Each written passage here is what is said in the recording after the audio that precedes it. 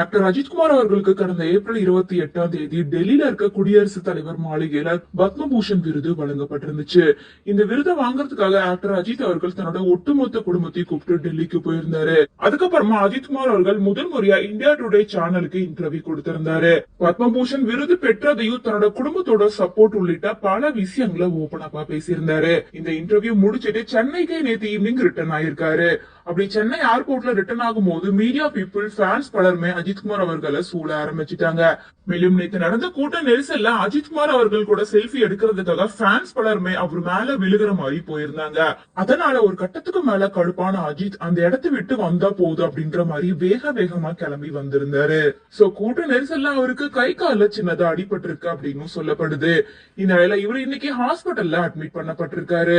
கொஞ்ச நாளைக்கு முன்னாடி அவர் கார் ரேசிங் பண்ணும் போது ஒரு ஆக்சிடென்ட் ஆயிருச்சு அப்படின்னும் அதனால அவருக்கு இப்போ பிசியோதெரபி ட்ரீட்மெண்ட்டும் கொடுத்துட்டு இருக்காங்க. இன்னொரு பக்கம் இது நார்மலான செக்அப் தான், மற்றபடி அவருக்கு எந்த ஒரு பிரச்சனையும் இல்ல அப்படின்னு சொல்லப்பட்டு வருது. பட் நேற்று சென்னை ஏர்போர்ட்ல பேசின ஆக்டர் அஜித்குமார் அவர்கள் என்ன சொல்லியிருந்தாருன்னா, சீக்கிரமா நான் மீடியா பீப்புள சந்திப்பேன் அப்படின்ற மாதிரி மட்டும்தான் சொல்லிட்டு போனாரு.